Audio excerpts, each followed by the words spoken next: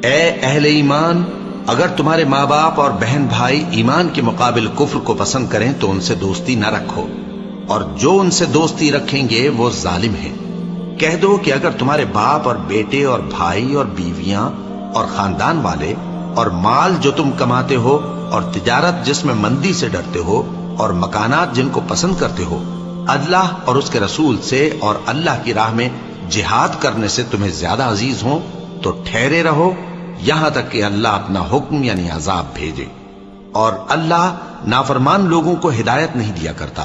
اللہ نے بہت سے موقعوں پر تم کو مدد دی ہے، اور جنگ حنین کے دن جب کہ تم کو اپنی جماعت کی کثرت پر غرہ تھا تو وہ تمہارے کچھ بھی کام نہ آئی، اور زمین باوجود اپنی فراخی کے تم پر تنگ ہو گئی، پھر تم پیٹ پھیر گئے۔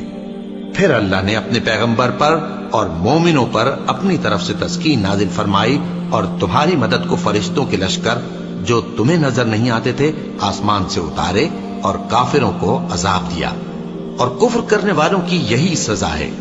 پھر اللہ اس کے بعد جس پر چاہے مہربانی سے توجہ فرمائے، اور اللہ بخشنے والا ہے، مہربان ہے۔ مومنوں، مشرک تو پلید ہیں، تو اس برس کے بعد وہ مسجد حرام یعنی خانہ کعبہ کے پاس نہ جانے پائیں، اور اگر تم کو مفلسی کا خوف ہو تو اللہ چاہے گا تو تم کو اپنے فضل سے غنی کر دے گا، بے شک اللہ سب کچھ جانتا ہے، حکمت والا ہے۔ جو لوگ اہل کتاب میں سے اللہ پر ایمان نہیں لاتے اور نہ روز آخر پر یقین رکھتے ہیں اور نہ ان چیزوں کو حرام سمجھتے ہیں جو اللہ اور اس کے رسول نے حرام کیے ہیں، اور نہ دین حق کو قبول کرتے ہیں، ان سے جنگ کرو یہاں تک کہ ذلیل ہو کر اپنے ہاتھ سے جزیہ دینے لگیں۔ اور یہود کہتے ہیں کہ عزیر اللہ کے بیٹے ہیں، اور عیسائی کہتے ہیں کہ مسیح اللہ کے بیٹے ہیں۔ یہ ان کے منہ کی باتیں ہیں، پہلے کافر بھی اسی طرح کی باتیں کہا کرتے تھے، یہ بھی انہی کی ریس کرنے لگے ہیں۔ اللہ ان کو ہلاک کرے، یہ کہاں بہہ کے پھرتے ہیں۔ انہوں نے اپنے علماء اور مشائخ اور مسیح ابن مریم کو اللہ کے سوا معبود بنا لیا، حالانکہ ان کو یہ حکم دیا گیا تھا کہ معبود واحد کے سوا کسی کی عبادت نہ کریں، اس کے سوا کوئی معبود نہیں، اور وہ ان لوگوں کے شریک مقرر کرنے سے پاک ہے۔ یہ چاہتے ہیں کہ اللہ کے نور کو اپنے منہ سے پھونک مار کر بجھا دیں، اور اللہ اپنے نور کو پورا کیے بغیر رہنے کا نہیں، اگرچہ کافروں کو برا ہی لگے۔ وہی تو ہے جس نے اپنے پیغمبر کو ہدایت اور دین حق دے کر بھیجا تاکہ اس دین کو دنیا کے تمام دینوں پر غالب کرے، اگرچہ کافر ناخوش ہی ہوں۔ مومنوں، اہل کتاب کے بہت سے عالم اور مشائخ لوگوں کا مال ناحق کھاتے اور ان کو اللہ کی راہ سے روکتے ہیں، اور جو لوگ سونا اور چاندی جمع کرتے ہیں اور اس کو اللہ کے راستے میں خرچ نہیں کرتے، ان کو اس دن کے عذاب علیم کی خبر سنا دو، جس دن وہ مال دوزخ کی آگ میں خوب گرم کیا جائے گا، پھر اس سے ان بخیلوں کی پیشانیاں اور پہلو اور پیٹھیں داغی جائیں گی، اور کہا جائے گا کہ یہ وہی ہے جو تم نے اپنے لیے جمع کیا تھا، سو جو تم جمع کرتے تھے اب اس کا مزہ چکھو۔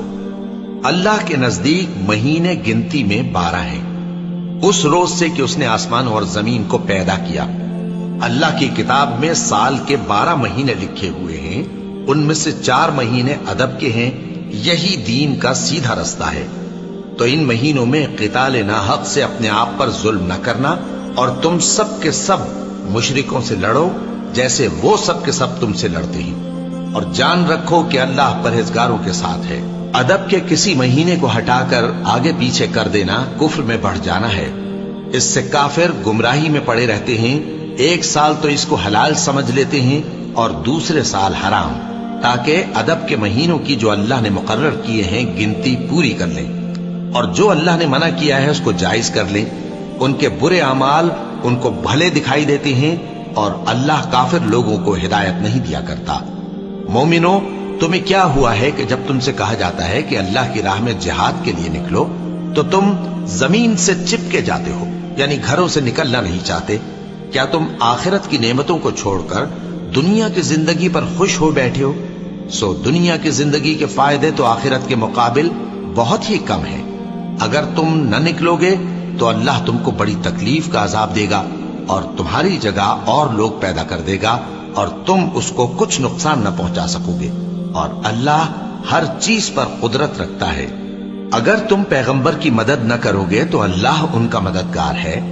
وہ وقت تم کو یاد ہوگا جب ان کو کافروں نے گھر سے نکال دیا۔ اس وقت دو ہی شخص تھے، جن میں ایک ابو بکر رضی اللہ تعالیٰ عنہ تھے، دوسرے ہمارے پیغمبر صلی اللہ علیہ وآلہ وسلم۔